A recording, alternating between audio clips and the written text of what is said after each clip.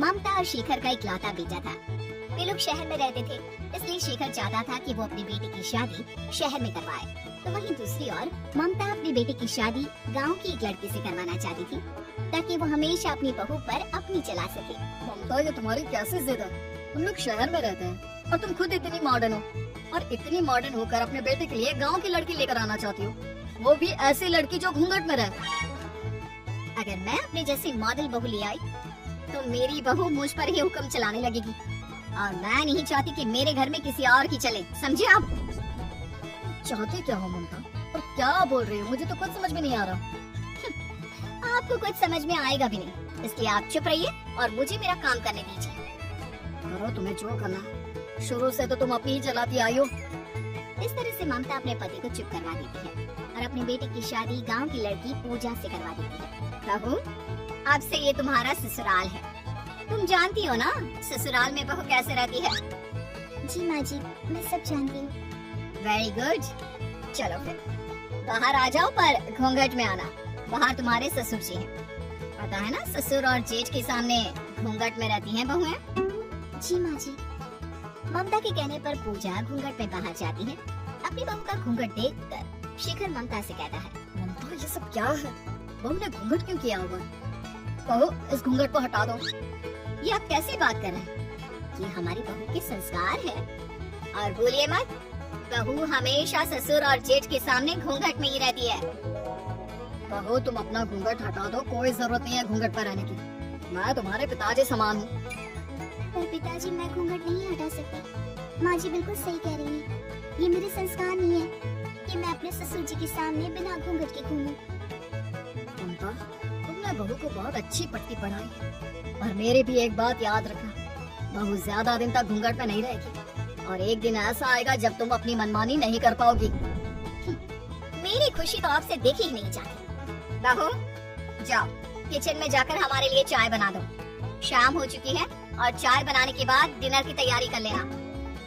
पूजा अपनी सास की कही हर बात को पत्थर की लकीर समझकर उन्हें करने लगती है। तो वहीं दूसरी ओर शेखर चाहकर भी कुछ नहीं कर पाता। ममता, तुम जो बहू के साथ कर रही हो वो बिल्कुल भी सही नहीं है। तुमने सोचा है अगर कभी सोसाइटी वाले हमारी बहू को घूंघट में देखेंगे तो तुम्हारे बारे में क्या सोचेंगे? क्या सोचेंगे? यही सोचेंगे ना कि देखो ममता कितनी संस्कारी बहू लाई है, जो हर समय घूंघट में रहती है। इस तरह से ममता शेखर को चुप करा देती है। अब ऐसे ही कुछ समय बीत जाता है और ममता अपनी मनमानी करती रहती है। बहू, तुम तो उस दिन बड़ा कह रही थी कि तुम्हें सब पता है, सब आता है। क्या तुम्हारे मायके वालों ने तुम्हें इतना भी नहीं सिखाया कि रात में सोने से पहले सास के पैर दबाने चाहिए? समझाया था माँ जी, गलती हो गई। गलती हो गई तो अब अपनी गलती को सुधार लो। मेरे पैरों में बहुत दर्द हो रहा है, आकर मेरे पैर दबा दो। इस तरह से ममता अपनी बहू को कठपुतली की तरह नचाने लगती है। अब पूजा भी अपनी सास की चालाकियों को समझने लगी थी।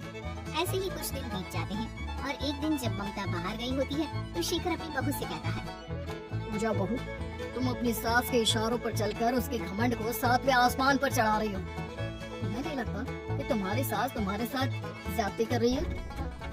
पर पिताजी, मैं माँ जी के खिलाफ भी तो नहीं जा सकती ना।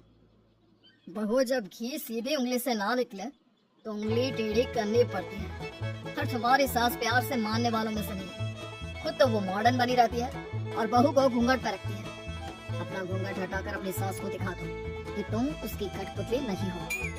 इस तरह से शेखर पूजा को काफी देर तक समझाता है। अब पूजा को अपने ससुर की बातें समझ में आ जाती है और वो फैसला लेती है कि अब वो अपनी सास को सुधार कर रहेगी। पिताजी, मैं आपकी बात समझ गई, आप बिल्कुल सही कह रहे हैं, पर मुझे समझ में नहीं आ रहा कि मैं माँ जी के खिलाफ कैसे जाऊँ, कैसे सुधारूं मैं?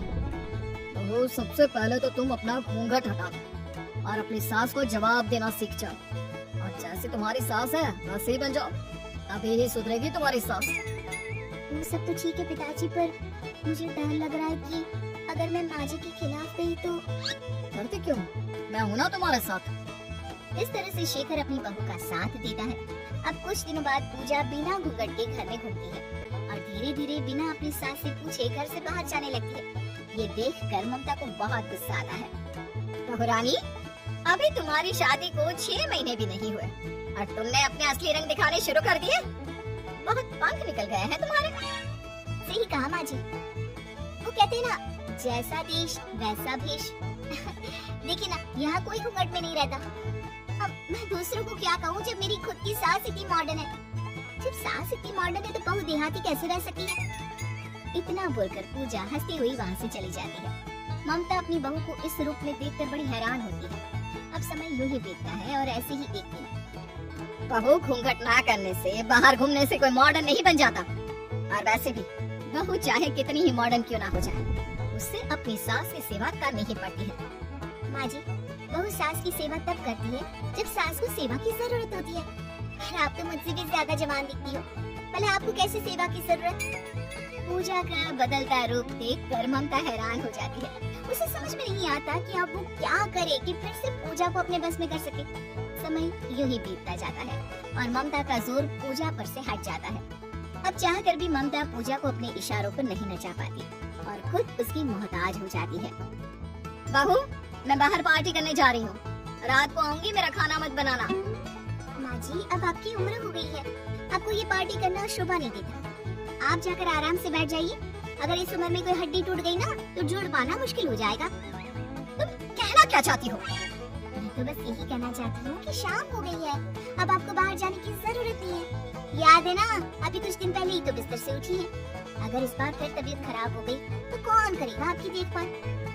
अपनी बहू की बात सुनकर ममता गुस्से में कमरे में चली जाती है और रोती हुई शेखर से कहती है, सही कहा था शेखर जी आपने, इस लड़की से तो अच्छी मैं शहर की बहू लाती।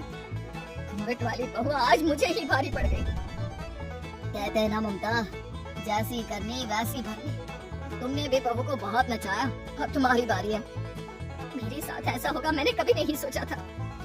क्योंकि अब पूजा अपनी सास को अपने इशारों पर नचाती है, जिस वजह से ममता को अपने किए का अफसोस होता है और उसे वो सब याद आता है जो कभी उसने पूजा के साथ किया था। और इस तरह से पूजा अपने ससुर के साथ मिलकर अपनी सास को सीधा कर देती है।